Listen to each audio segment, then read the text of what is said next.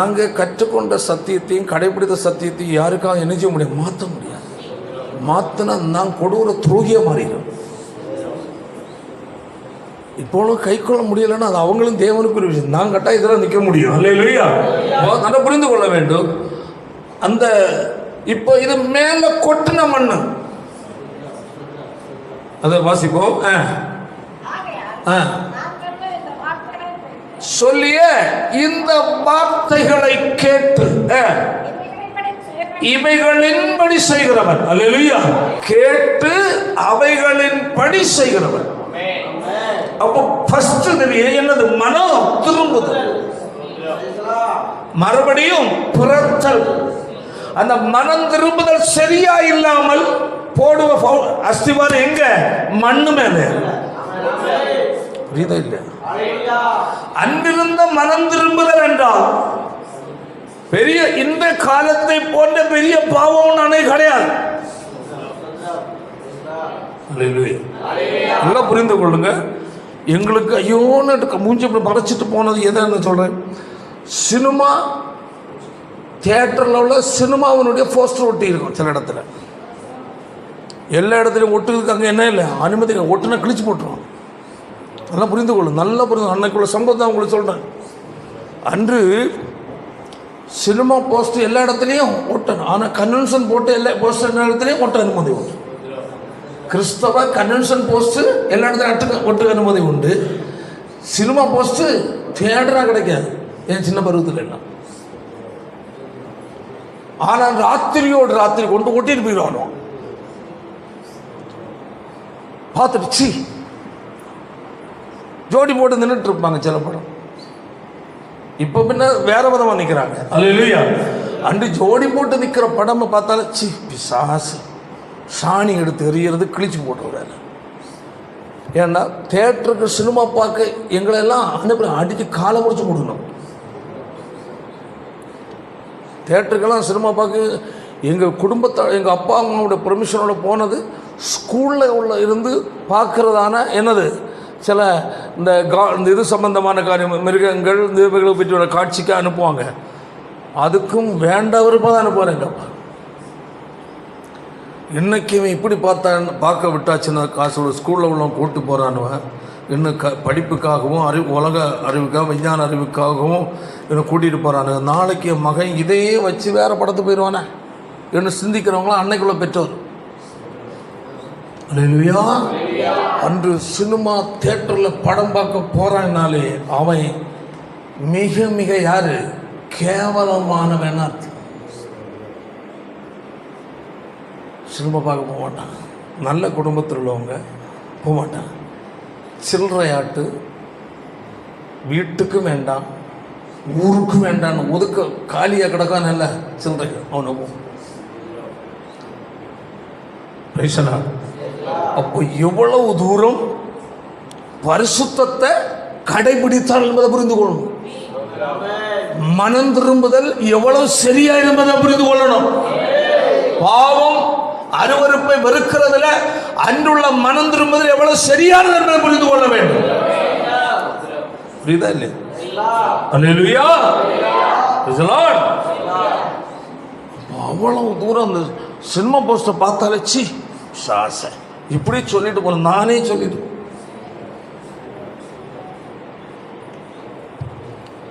அவ்வளவு அந்த அருவருப்புகள் மேல் பாவங்கள் மேல் என்னது வரும்.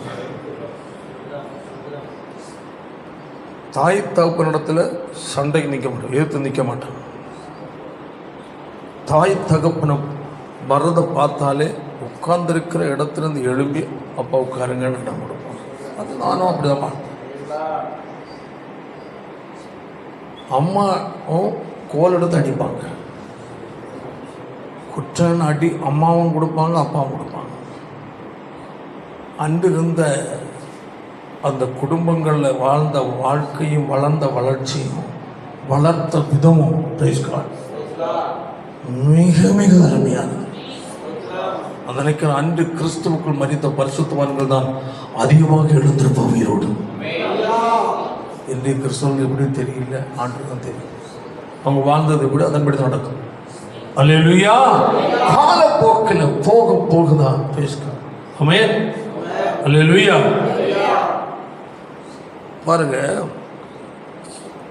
பாஸ்டர்ஸ்க்கு பிள்ளைகளாக இருந்தாலும் சரி, கிறிஸ்தவ குடும்பத்தில் பிள்ளைகளாக இருந்தாலும் சரி, எந்த தாய் தகப்பனும் அன்றைக்கு பையனுக்கு கல்யாணத்துக்கு டைம் ஆகிடுச்சு, வயசாகிடுச்சு, பொண்ணுக்கு வயசாகிடுச்சு, மாப்பிள்ளை பார்க்கணும் பொண்ணு பார்க்கணுன்னு சொல்லி டேய் போய் ஞானசாகட்டான்னு ஒரு தினம் கூட சொல்ல மாட்டான். அண்ணது கிடையாது. ஞானசாகம் எடுக்கலைன்னா பொண்ணு கட்ட முடியாடா, மாப்பிள்ளை பார்க்க முடியாதும்மா, ஞானசாகம் எடுத்துருப்போ கேட்டு இன்னைக்கு சொல்கிறாங்க, அன்னைக்கு சொல்ல மாட்டான்.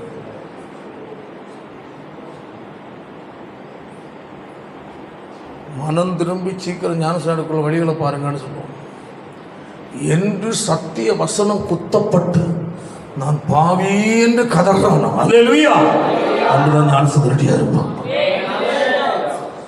பெற்றோர் சொல்லி எல்லாம் அவனா கேட்பான், அவளா கேட்பான். ஞானசாந்தம் நிற்கும்பா அழுது நிற்பாங்க. இந்த செய்தியெல்லாம் கேட்கும்போது ஆவியான கிரியை செய்வார். சத்தியம் இயேசுவின் பாடு மரணங்கள் எதற்காக மரித்தார், மனம் திரும்புதல் எது என்ற சத்தியத்தை சுவிசேஷம் அறிவிக்கும் போது அழுவாங்க, ஓன்னு அழுவாங்க. இங்கே முன்ன அழுதுரு. எத்தனை பேர் இயேசுவை ஏற்றுக்கொண்டீங்க, அவங்கள எழுந்து முன்னாடி வாங்கன்னா முன்னாடி போகிறவங்க எல்லாம் அழுதுட்டு நிற்பாங்களே தவிர யாரும் நார்மலாக நிற்க மாட்டாங்க. காரணம் அவ்வளவு தூரம் உள்ளம் உடைந்து மனம் திரும்ப.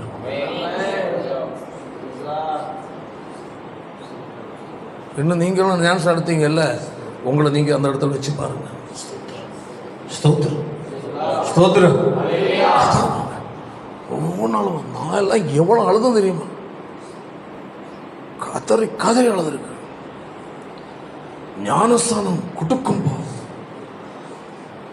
அந்த ஞானஸ்தானம் கொடுக்குற டைம்லேயே பயத்தோடு மூழ்கி வெளியே வரும்போதே அங்கேயே ஆவியதனும், தண்ணிக்குள்ளே ஆவியதனும்.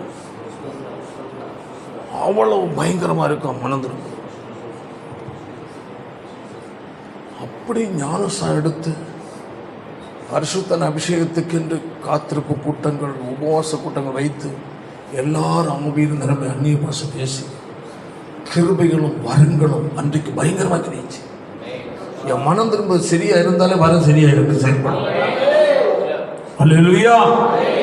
அதுக்கப்புறம் அவங்க வாழ்க்கையை பார்த்தா ஆச்சரியப்படுற அளவு இருக்கும். நல்லா கவனிங்க. ஆச்சரியம், எவ்வளோ மாறிட்டான் அந்த பையன், அந்த பொண்ணு எவ்வளோ மாறிட்டான். நம்ம என்ன பேசுகிறோன்னு பதில் ஏதோ ஒன்று சொல்லணும்னா கூட ரொம்ப யோசித்தே பேசுகிறோம். அப்படி அந்த மனம் திரும்புதல். கம்யூனியன் கொடுக்கணும்னு அன்னைக்கெல்லாம் 3 நாள் மீட்டிங் வச்சாக்க கம்யூனியன் கொடுப்பாங்க. 3 நாள் மீட்டிங் வச்சு ரெடி பண்ணி அதில் ஞானஸ்தானம் கொடுத்து கம்யூனியன் கொடுப்பாங்க. பயப்படுவாங்க. அல்லேலூயா. நாட்கள் போக போக பாருங்க, அடுத்தது ஞானஸ்தானம் எடுத்தவங்க 100% கரெக்டாக இருக்க துடிப்பாங்க. 100% எப்படி இருக்கணும், கரெக்டாக இருக்கணும்னு துடிப்பாங்க. நானே போய் மன்னிப்பு கேட்டது பலர். யாரையாவது கோவப்பட்டா கம்யூனியன் முன்ன கஷ்டமாக இருக்கு சார், அவர் அன்னைக்கு நான் கோவப்பட்டேன், போய் கையை பிடிச்சி மன்னிச்சிடுங்க, நான் கோவப்பட்டு பேசிட்டேன். இதெல்லாம் இன்னைக்கு அது ப்ரிஸ்டேஜ் ப்ராப்ளம், சாத்தான் கொண்டு நுழைச்சதாங்க. அன்னைக்கு அப்படி இல்லை. மன்னிப்பு கேட்குறது தேடுவோம், ஐயோ வரலையே அவரை வீட்டில் போய் கேட்டுடலாமா, இப்படி அவ்வளோ தூரம். என்னது மனம் திரும்ப. அந்த மனம் திரும்ப இல்லாதனாலே அந்த பிரச்சனை நிறைய வர்றது. ஸ்தோத்திரம். அல்லேலூயா. யாராக இருந்தாலும் எவ்வளோ பெரிய ஆளாக இருந்தாலும் போய் மன்னிப்பு கேட்கலாம். தெரியாமல் பேசிட்டேன்ப்பா, என் மனசுக்கு கஷ்டமாக நிம்மதி இல்லை, போய் மன்னிச்சிட்டப்பான்ட்டு கையை பிடிச்சி கேட்பாங்க. மன்னிச்சுன்னு சொல்லு, அப்புறம் தான் கையை விடுவாங்க. உண்மையில் நடந்த சம்பவங்களாக அவ்வளோ தூரம் உள்ளத்தில் என்ன இல்லாமல் இருப்பாங்க, கபடு இல்லாமல் இருப்பாங்க. சின்ன ஒரு கபடோ கோபமோ எரிச்சலோ ஏதாவது ஒன்று உள்ள வந்து போச்சுன்னா அவங்க போய் கிடந்து தனியாக கிடந்து ஆள்றதை பார்த்தா நமக்கே கஷ்டமாக இருக்கும். ஆண்டவரே நான் மன்னிச்சிடாப்பா, மன்னிச்சிட விட முடியல அப்படி அழுவாங்க. ஏன்னா தன்னுடைய இருதயம் எப்போ எப்படி இருக்கணும்? சுத்தமாக இருக்கணும். ஏன்னா தேவன் அதான் விரும்புவார். அல்லேலூயா. வசனம். அப்போது சத்தியம். அன்னைக்கெல்லாம் எங்கள் சர்ச்சில் நகை போட்டு யாருக்கும் ஞானஸ்தானம் கிடையாது, நகை போட்டு திருவிருந்து பந்தியும் கிடையாது. அதே மாதிரி அன்றைக்கு தசமம் கொடுக்காதவங்களுக்கு யாருக்கும் பந்தி கிடையாது. ஞானஸ்தானம் எடுத்தால் கட்டாயம் என்ன செய்யணும்? தசமம் கரெக்டாக கொடுக்கணும் என்பது என்னுடைய சின்ன பருவத்தில் எங்கள் சர்ச்சிலோட கட்டளை சட்டம். இது அன்றுள்ளதான அந்த தெய்வ பயத்தினாலும் சத்தியத்தை கீழ்ப்படிதனால் வருகிற என்னது வாழ்க்கை. காலங்கள் போக போக போக கலப்பட போதனைகள் வர ஆரம்பிச்சு. நான் தான் சொன்னேன், மனம் திரும்பி வேத வசனத்தினுடைய ஞானஸ்தானம் எடுத்து பரிசுத்தன அபிஷேகத்தை பெற்றுக்கொள்ளாதவனு என்ன இல்லை, பொண்ணு கொடுக்க மாட்டாங்க. பரிசுத்தன அபிஷேகத்தை பெற்று கர்த்தருக்குள் சரியா இருக்கிற பொண்ணை தான் கெட்டவும் செய்வாங்க. இது அன்றுள்ள என்னது வேத ஒழுங்கு. அப்போதான் அந்த குடும்பம் எப்படி இருக்கும்? நல்ல குடும்பமாக இருக்கும். அப்போதான் அந்த குடும்பம் அலங்காரமாக இருக்கும். இப்போ பேர் ஜோசப்னா பேர் ஜோசப் ஆகும். இப்போ கிறிஸ்டியன் தான். சரி, எங்கே போகிற? சர்ச்சை போகிறான். அப்போ எங்கே போனான்னா கல் ஷாப்புக்கு போனால் தான் என்ன, அது ஒன்றும் கொடுத்துட்டு அப்புறம் அடி வாங்கிட்டு மூஞ்சி வீங்கிட்டு பொண்ணு வரும். அப்படியா? அது பஞ்சாயத்து பேசு பாஸ்டர். அல்லேலூயா. பெரிய கஷ்டம், பெரிய கஷ்டம். பிரைஸ் காட். அந்த அன்றைக்கெல்லாம் கணவன் மனைவியாக வாழ்ந்த நபர்கள் யாருமே டைவர்ஸ் பண்ணது எனக்கு ஞாபகமே இல்லை. கணவன்கிட்ட சண்டை போட்டுட்டு தகப்பனுடைய தாய் வீட்டில் போய் நின்னதாக எனக்கு என்னுடைய அறிவில் இல்லை. கல்யாணம் பண்ணி கொடுத்தாச்சுன்னா நல்லதும் கெட்டதும் அனுபவிச்சு அங்கே தான் வாழணும். சும்மா சும்மா குழந்தையும் கக்கத்தில் இடிக்கிட்டு நான் வீட்டுக்கு போகிறேன் ஏற்றுக்கொள்ள மாட்டேன். அப்படி பழக்கம் கிடையாது. எடுத்தவனும் கௌரவமானவனாக இருப்பான், கொடுத்தவனும் கௌரவமானவன் தான் இருப்பான். வருஷத்தில் ஒருக்கா அம்மா வீட்டுக்கு போகிறேன். எப்போ நினச்ச அம்மா வீடு. வருஷத்தில் ஒருக்கா தான் எங்கே போனோம்? இடையில போனால் கூட என்ன இப்போ திடீர்னு வந்திருக்கு. அது எப்போ போவாங்க? School leave. ஸ்கூல் லீவ் டைமில் இங்கே பேசுவாங்க. அம்மா அப்பாட்ட சொல்லுங்கள் 2 நாள் பாட்டி வீட்டில் நிற்கணும், பெர்மிஷன் கேட்கணும். அங்கே எங்கள் பாட்டி வீட்டுக்காரங்களும் 3 கிலோமீட்டர் 4 கிலோமீட்டர் தூரம் இருக்கும். பிள்ளைகள் லீவு ஸ்கூல் வருவாங்கன்னு நேரமே என்ன ஆகிருப்பாங்க, எத்தனிச்சு எல்லாம் விட்டு கோழி எல்லாம் வாங்கி விட்டு கைக்குத்தல் அரிசியெல்லாம் ரெடி பண்ணி வச்சு ரெடியாக இருப்பாங்க. ஏன்னா பிள்ளைகள் வருவாங்க, பலகாரம் எல்லாம் சுட்டு வச்சுட்டு இருப்பாங்க. இது எதனால்? வருஷத்துக்கு இருக்க போகிற. இப்போ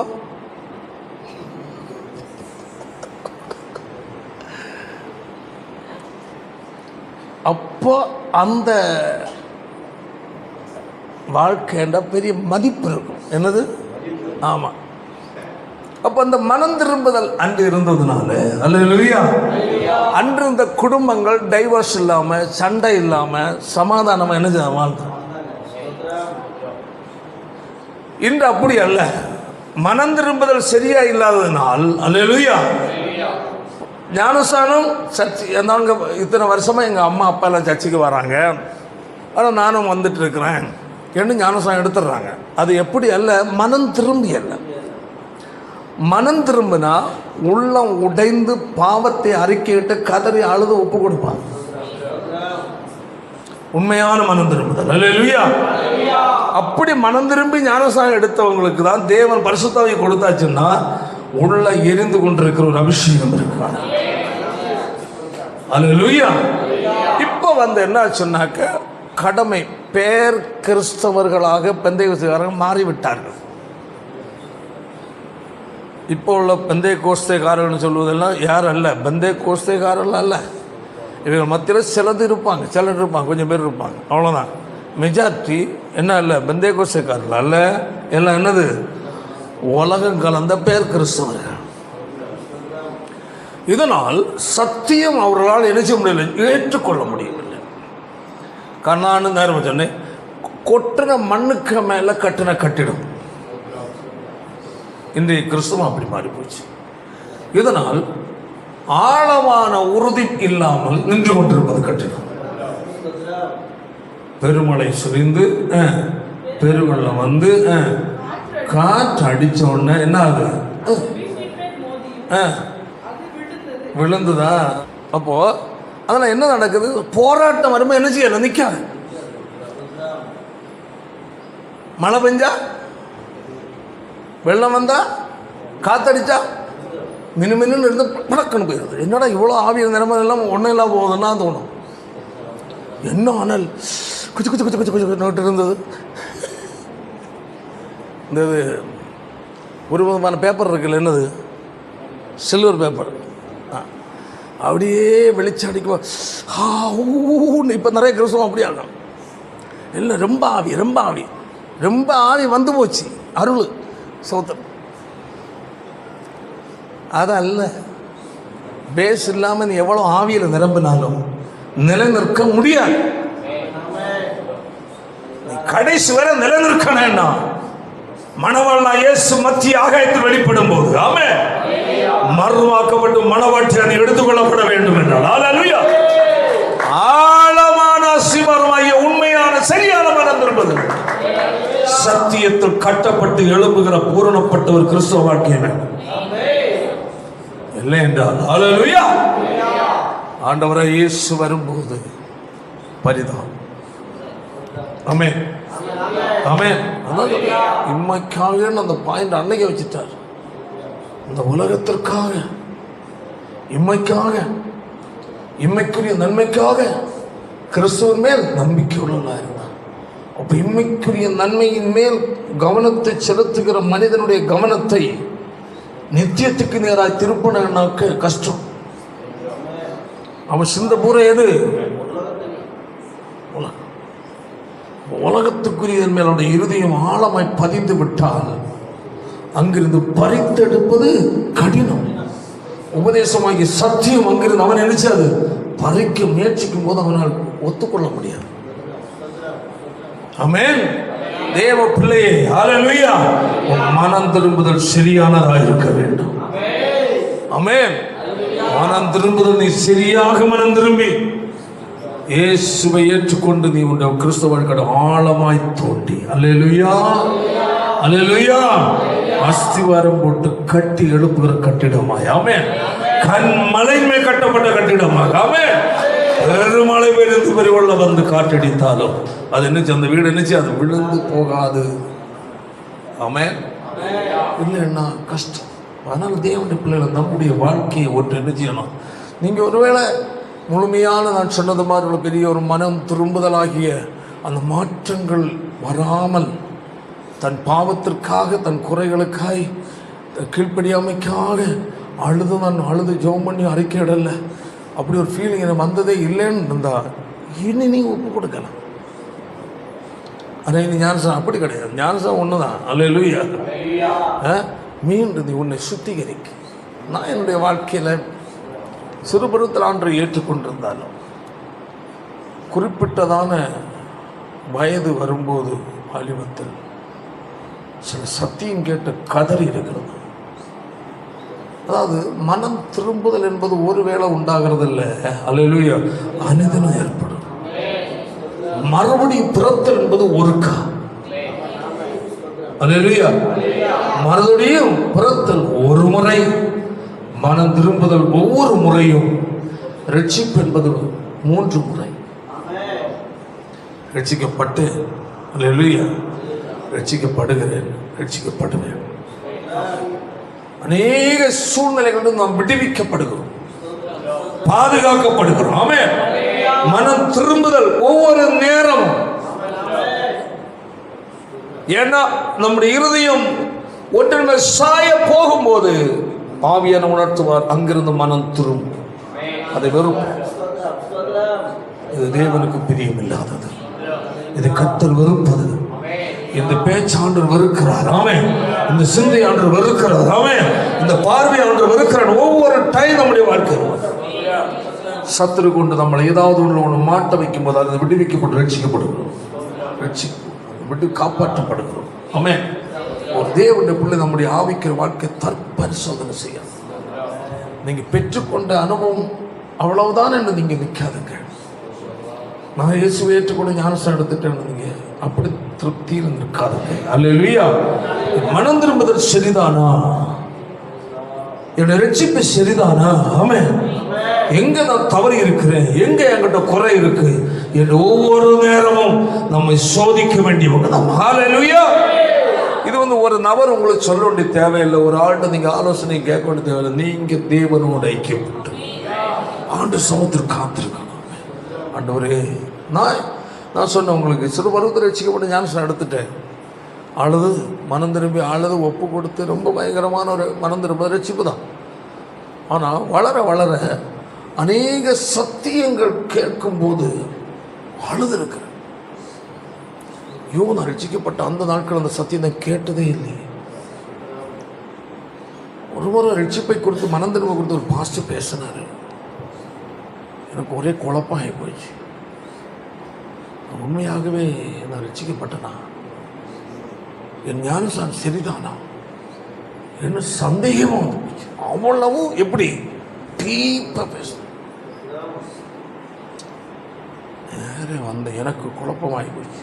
பாஸ்டர் இனிமேல் பரிகாரம் எங்கே தான் போனோம், தீர்வு அங்கே தான் கிடைக்கும். அவர் தான் சொல்லுவார். கரெக்ட்.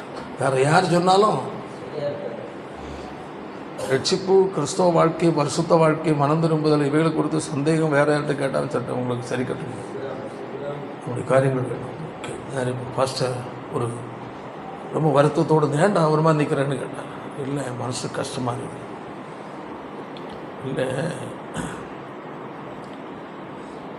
நேற்று செய்தியில் ஆவியாரை இப்படி பேச நேற்று எனக்கு தூக்கமே இல்லை. அப்போ நான் ரட்சிக்கப்பட்டது என்னோடய வாழ்க்கை சரி. ரட்சிக்கப்பட்ட உடனே அவர் சொன்னது எனக்கு கரெக்டான விளக்கம். ரட்சிக்கப்பட்டு மனம் திரும்பி ஞானஸ்நானம் எடுக்கிற அன்னைக்கு எல்லாரும் பூரணப்பட்டவங்க இல்லைடா. அன்னைக்கு எல்லாரும் பூரணப்பட்டவங்க இல்லை. பூரணம் என்பது சத்தியத்தின் மூலம் அவன் ஒவ்வொரு டைமில் நம்மளை ஆயத்தப்படுத்தி கொண்டிருக்கான். அதில் ஒரு ஏரியா அவனை டச் ஆச்சு. அதுலேருந்து பயப்படுவான், சந்தேகம் பண்ணான். அவனை எல்லாம் சரிதான், உன்னை ஒப்பு கொண்டு ஜோம் பண்ணி. புரியுதா இல்லையா? இது உங்களுக்கும் உண்டாகும். அல்லேலூயா. சில காரியம் கேட்கும்போது உங்களுக்குள்ள என்ன இருக்கும்? ஐயோ, நான் தப்பாக எடுத்துட்டேன், நான் ஞானஸ்நானம் நான் எடுத்த ஞானஸ்நானம் சரியில்லை, நான் இந்த ரட்சிப்பு சரியில்லைன்னு சந்தேகங்கள் வரும். சில நல்ல தேவன் முன்பாக உண்மையாக இருக்கிறவங்களும் அந்த மாதிரி எண்ணங்கள் வர வாய்ப்பு இருக்குது. ஏன்னா தங்களை கரெக்ட் பண்ணுறதுக்காக அதில் சந்தேகப்படுற பயப்படுவது ஒன்றும் இல்லை. ஹல்லேலூயா. நான் மனம் திரும்பி இயேசுவை ஏற்றுக்கொள்ளும் போதே ஏற்றுக்கொண்டு ஞானஸ்நானம் எடுக்கும் போதே பிரைஸ் காட், நம்ம பூரணப்பட்டவர்களாக இல்லை. ஞானஸ்நானம் எடுத்த பிறகு சத்தியத்தின் மூலம் தான் நம்ம என்ன செய்வோம்? ஆவியானவர் பூரணத்துக்கு நம்ம வழி நடத்தும். அப்போ நம்முடைய வாழ்க்கையில் எந்த ஏதியம் ஆகவில்லையோ அந்த ஏதியம் ஆண்டு சமத்தை என்ன செய்யணும்? அறிக்கையிட்டு ஒப்பு கொடுத்து ரெடி பண்ணிக்கணும். சந்தேகங்களை என்ன செய்யணும்? கேட்டு கரெக்ட் பண்ணிக்கணும். அது யாராக இருந்தாலும் விசுவாசிகள் எல்லாருக்கும் நான் வளர்றது வரையிலும் சந்தேகங்கள் எனக்கு இருந்து அநேக காரியம் பாசிருக்கேன். ஊழித்து வந்தவரை கூட பல சந்தேகங்கள் பல ஊழியக்காரன் தான் கேட்டிருக்கேன். அவங்களும் என்கிட்ட கேட்டுக்கிறான். இதுதான் கற்றுக்கொள்ளுகிற ஒரு மனநிலை. அல்லேலூயா.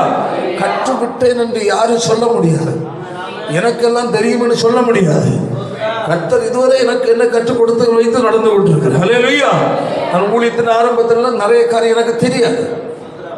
பல ஊழியக்காரர் மூலமாக எனக்கு கற்றுக் கொடுத்தார். பல எக்ஸ்பீரியன்ஸ். அதுதான் அது ஒவ்வொரு நாளும் கற்றுக்கொள்வதாக. கற்று முழுமையானவர்கள் யாருமே கிடையாது. கிறிஸ்தவ வாழ்க்கையில் முழுமையானவங்க யாரும் கிடையாது. அல்லேலூயா. ஒவ்வொரு நாளும் என்ன செய்யற? கற்றுக்கொண்டு. புரியுதா? எல்லாம் தெரியும் என்று யாரும் நினைக்கக்கூடாது. நினைச்சா அவனுக்கு ஒன்றும் தெரியாதுன்னு பைபிள் சொல்ல. எல்லாம் தெரியும் என்ன சொல்லிட்டாலும் முடிஞ்சு போச்சு கதை. மண்டை முட்டின கேஸ், செண்டை கம்புக்கிறோம். அல்லேலூயா. அப்படியே மண்டை முட்டினா என்னது? தென்னை மரம் எல்லாம் என்ன செய்ய வளரும், நல்ல தேங்காய்லாம் வச்சு கொஞ்சம் மேலே நிறைய வளர்ந்த உடனே தேங்காய் வராது. என்னது? இப்படி காய்ச்சது இப்படி கடைசியில் அது வேற மண்டை முட்டினது. இனிமேல் அது என்னதுக்குதான் செண்டை கம்புகள் அதே மாதிரி அது வேறு எதுக்காக பயன்படுத்துவதோ மரத்து அப்படின்னா ஏதாவது இருக்குதான். அது மாதிரி தெரியும் என்றாலும் முடிஞ்சு போச்சுன்னா அது தெரியாதுன்னு எவ்வளோ தூரம் தாழ்த்துறியோ அவ்வளோ தூரம் உனக்கு கத்தனை கற்றுக் கொடுத்து கொண்டே இருப்பார். பரிசுத்த ஆவியான ஒரு நபரை கற்றுக் கொடுக்கணுமா? உனக்கு ஒன்றும் தெரியாதுன்னு சொல்ல ஆண்டவரிடத்துல வாயில் இல்லை, உள்ளத்தில் இல்லை. அல்லேலூயா. ஆண்டவரே எனக்கு ஒன்றும் தெரியாதப்பா, இதெல்லாம் புதுசாக எனக்கு இப்போ தெரியுது, எனக்கு தயவுசெய்து எனக்கு கற்றுத்தாரு, நல்ல வெளிப்பாடு தாரப்பா, உம்மோட நெருங்கணும், உண்மை குறித்து இன்னும் நான் அறியணும், உன் பிரியமாக நான் இன்னும் வாழணும் ஆண்டவர், அதற்கு எனக்கு நல்ல வெளிப்பாடு தாரு. கேட்டு ஜெபம் பண்ணி பாருங்க. அதாவது நான் கொஞ்சம் சொல்லிக் கொடு, கொஞ்சம் தான் உங்களை வெளிப்படுத்துகிற பரிசுத்த ஆவியை அதிகமாக வெளிப்படுத்துவார். நான் உங்களுக்கு என்ன செய்ய, வாசலை திறந்தான் விட முடியும், நீங்கள் உள்ளே போகணும். சில நேரம் உங்களை இதுதான் வழி பிடிச்சி அவ்வளோ, மீதி எல்லாம் உங்கள் வேலை, உங்களுக்கு தேவனுக்கு உரிய வேலை. அல்லேலூயா. அப்போ உங்களுக்கு போதிக்கப்படுகிறதா அதை பாருங்க, ஓப்பன் ஆகிடுச்சு, ஓகே, உள்ளம் தொடப்பட்டுச்சு, இப்போ இது சரி, என் அடுத்த ஸ்டெப்புக்குள்ள ஆண்டோடைய உதவி தான் எனக்கு தேவை தவிர மனுஷ உதவி அல்ல. ஊழியக்காரன் ரூட்டை காட்டி விடுவான், உன்னை ஒவ்வொரு இடத்தும் கையை பிடிச்சி நடக்க மாட்டான், உன்னை கையை பிடிச்சி நடத்த கர்த்தருடைய பரிசுத்த ஆவியானவர் உனக்கு ஒரு உபதேச சத்தியத்தை, உனக்கு இது ஒரு புதிது போல தெரிகிற சில காரியங்களை உனக்கு கர்த்தர் உணர்த்தி விட்டார் என்றாலே தனியாக போய் உட்கார், வீட்டில் உட்கார். ஆண்டவர் எப்படியெல்லாம் பேசுகிறேன், இந்த வார்த்தை எப்படி வந்தது, அதன்படி நான் எப்படி ஆண்டவர் என்னோட வாழ்க்கை நான் என்ன செய்யணும், இன்னும் நான் அறிய விரும்புகிறேன், கண்களை திறந்தாரலும் அப்பா, உள்ளான ஒரு தெளிவு எனக்கு தாரேன், வாழ்வதற்குரிய வழி எனக்கு காட்டும் நேற்று சொல்லி தேவனது கேட்கணும். அதாவது தேவ பிள்ளைகள் எல்லாம் தெரியும் என்று எந்த ஒரு சின்ன நினைப்பு கூட யாரும் வரக்கூடாது. கிறிஸ்தவ வாழ்க்கையில் மட்டும் எல்லாம் தெரிந்தவர்களோ முழுமையானவர்களோ வளர்ந்தவங்களோ இல்லை, ஒவ்வொரு நாளும் கற்றுக்கொண்டிருக்கிறோம், ஒவ்வொரு நாளும் வளர்ந்துட்டு இருக்கிறோம். அல்லேலூயா. அந்த மனப்பக்குவம் வேணும். தெரியும் என்று சொல்லிட்டாலே அப்படிப்பட்ட நபரோட கர்த்தர் நினைச்சு அவனை பேச மாட்டாங்க. ஏன்னா பேசினா அவங்களுக்கு மனசு பிடிக்காது, கஷ்டம். ஏன்னா அவங்களுக்கு தெரியும் இல்லையா, தெரியும்னு ஒரு இருதயத்தில் இருக்கும்போது புதிதாக கர்த்தருடைய ஆவியனை பேசும்போது அந்த இறுகின இருதயத்தில் போய் என்ன செய்யும், இடிக்கும். அவங்களுக்கு என்ன வரும், கோபம் வரும், எரிச்சல் வரும். அதாவது ஊழியக்காரங்களை கூட சொல்கிறது, வேற ஒன்றும் இல்லை. அப்போது காரணம் அவங்களுக்கு இதெல்லாம் தெரியும் என்ற ஒரு மனநிலை, மமதை, கடினப்பட்ட இருதயம். அவளோட தேவன் நினைச்சு அவங்கள பேசவே முடியாது. அப்போ பேசுனா ஆவியானவருக்கு எதிராக நிற்பாங்க. கர்த்தருடைய வார்த்தைக்கு எதிராக ஒரு மனுஷன் நினைக்கிறனாலே யாருக்கு எதிராக நிற்கிறான், ஆவியானுக்கு எதிராக நிற்கிறான், தேவனுக்கு எதிராக நின்று கொண்டிருக்கிறான். அல்லேலூயா. இப்போ அப்படிப்பட்ட மனுஷன் வளரவும் முடியாது, பக்குவம் அடைய முடியாது. கடினப்பட்ட அப்படி ஒரு கடத்தில் போட்ட கல் மாதிரியா கிடக்கணும். சர்ச்சில் வந்தாலும் கல், வீட்டில் போனாலும் கல் தான், எங்கே போனாலும் கல் தான், கிறிஸ்தவ பேர் அவ்வளோதான், அதோடு நிற்கும். ஒன்று இறுதி எப்போ நான் ஒன்றும் இல்லை, எனக்கு ஒன்றும் தெரியாது, நான் வளரணும், ஆண்டவரே எனக்கு கற்றுத்தாரும் என்று ஒன்று உள்ள துடிக்கிறார். அவன் உங்ககிட்ட தான் கற்றுக்கிறிய செய்வான். அது சின்ன குழந்தையோ பெரிய ஆட்களோ, இன்ன வரையிலே என்னுடைய வாழ்க்கையில் நான் ஒவ்வொரு நாள் இப்படியாக நிற்க காரணம் கிருபை. கிருபை நான் நின்று கொண்டிருக்கிறேன். அல்லேலூயா. இதுவரையிலேயாகிலும் என்னால் முடிந்தாலும் ஒரு சின்ன ஒரு ஊழியம் செய்கிற காரணமே என்னை வெறுமையாக்குறது தான் காரணம். அப்படி ஒரு நல்ல ஒரு இறுதியை கத்தனை கொடுத்துட்டான். ஆண்டவருக்கு முன்பதாக நான் வெறுமையாக்கிறேன், ஒன்றும் கிடையாது. இந்த இடத்துல நான் வந்து நிற்கிறேன்னா அல்லேலூயா. நாளைக்கு ஒரு பிரசங்கம் பண்ணணும், நான் இன்னைக்கு போய் இருந்துட்டு புலம்பிட்டு அதில் போய் நிற்கி என்ன செய்வேன், ஆண்டவர் எனக்கு ஒன்றும் தெரியாத, என்ன பேசணும், நல்லா ரொம்ப ஆண்டு புலம்பி தேவ சம்மந்தம் ஃபுல் கண்ட்ரோல் அவர்கிட்ட கொடுத்தாதான் ஆமென் அன்று தேவ செய்தி சரியாக இருக்கும். ஃபுல் கண்ட்ரோல் அவர்கிட்ட கொடுக்கல, அன்னைக்கு என்னை பிரசங்கம் பண்ண முடியாது, கஷ்டமாக இருக்கும். அல்லேலூயா. என்ன தான் நம்ம தெரிஞ்சிருந்தாலும் ஒன்றும் அது அந்த நேரம் நமக்கு ஒன்றும் தெரியாது, வராது. அப்போ கிறிஸ்தவ வாழ்க்கை என்பது ஊழியக்காரனோ விசுவாசியோ இன்னும் தான் அறியணும், இன்னும் தான் கற்றுக்கொள்ளணும், இன்னும் நான் நிறைய காரியம் கற்றுக்கொள்ள வேண்டிய ஒன்றுமே தெரியாதுன்ற ஒரு நிலையும், ஆண்டவர் இன்னும் நான் ஆவிக்கிற வாழ்க்கையில் இன்னும் நான் இப்படி இல்லையே, நான் இன்னும் தான் இப்படி வரணுமே என்று கொதிக்கிற உள்ளம் இருக்குன்னா நீ கட்டாயம் நல்லா இருக்கும். உன்னை தேவன் பயன்படுத்துவார். ஆமென். உருவாக்குவார். ஆமென். தேவனுடைய கைகள் இருக்கிற நல்ல ஒரு ஆயுதம். ஹல்லேலூயா. ஒரு கனமான பாத்திரமாக உன்னை மாற்ற கர்த்தர் வல்லமை உள்ள தேவனா இருக்கிறார். அவருடைய கரத்தில் உன்னை ஒப்புக்கொடு. கர்த்தர் உருவாக்குவார். ஹல்லேலூயா. அநேகர் ஆச்சரியப்படுகிற நிலையில் ஆமென் உன்னை மாற்றுவதற்கு ஒரே ஒரு வழி, கர்த்தருடைய ஆவியானவரிடத்தில் உன்னை ஒப்பு கொடுத்து. அதற்கு நம்ம எல்லா மூலங்கள் படித்தோம். அன்பான தேவனுடைய பிள்ளைகளே, நல்ல குயவனாகிய நம்முடைய கர்த்தர் ஒரு நபரை உருவாக்க வேண்டும் என்றார். உள்ளான இருதயத்திலிருந்து அவருடைய கரத்தில் அர்ப்பணிக்கிற ஒரு இருதயம் வேணும். ஆண்டவரே, நான் உருவாக்கப்பட்டு விட்டேன் என்று தான் நினைக்கிறேன். இல்லையப்பா, நான் வெறும் மண்ணாகத்தான் இருக்கிறேன். என்னை உம் சித்தப்படி என்னை உருவாக்கும், என்னை வணைந்து மாற்றும் அப்பா. நான் வாழ்கிறதான் வாழ்க்கையை நான் நினைத்துக் கொண்டிருக்கிறேன் ஆண்டவர். இல்லையப்பா, அவன் வாழ்கிற வாழ்க்கை ஒன்றுமில்லை என்பதை நான் உணர்கிறேன். நீர் என்னை உருவாக்கும், உம்முடைய கருத்தில் என்னை தருகிறேன். என் விருப்பத்துக்கு அல்ல, உம்முடைய விருப்பத்திற்கு, என் சுய திருப்திக்கு அல்ல, உம்முடைய விருப்பத்திற்கு என்னை ஒப்புக் கொடுக்கிறேன். தேவ சமூகத்தில் எல்லாரும் ஒப்புக்கொடு. எல்லாரும் முழங்கால் படிக்கிட்டு ஆண்டோட சமூகத்தில் ஒப்புக்கொடு. எல்லாருக்கும் தேங்க்யூ லார்ட் ஜீசஸ். ஓ ஒப்புக்கொடு. எல்லாரும் என்னை தருகிறேன், தருகிறேன் உன் கரத்தில். என்னை படைக்கிறேன், படைக்கிறேன் உன் பாதத்தில். என்னை தருகிறேன், தருகிறேன் உன் கரத்தில். என்னை படைக்கிறேன், படைக்கிறேன் உன் பாதத்தில். உருவாக்குமே என்னை, உருவாக்குமே என்னை, உருவாக்குமே. நல்ல பிதாவே, நல்ல வேலைக்கு ஸ்தோத்திரம்.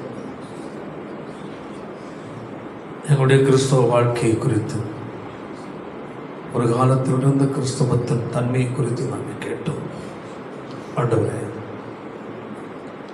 நாங்கள் வாழ்கிற வாழ்க்கை இந்த காலத்துக்கு ஏற்றபடி உலகத்தையும் மனுஷனையும் பிரியப்படுத்தி வாழ்கிறோம் என்றால் இந்த காரியங்களை கர்த்தர் எங்களுக்கு உணர்த்தும்.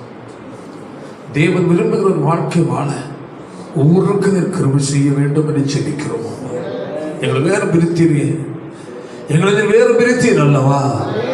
பிரிக்கப்பட்டவர்களாக அந்த உணர்வோடு நாங்கள் வாழ கிருபை தர வேண்டும் என்று ஜெபிக்கிறோம். அந்த ஒவ்வொரு கர்த்தர் ஆசீர்வதித்தார்கள் தெரிய காட்டு செய். இயேசுவின் மூலம் ஜெபிக்கிறோம். ஜெபங்கள் நல்ல பிதாவே.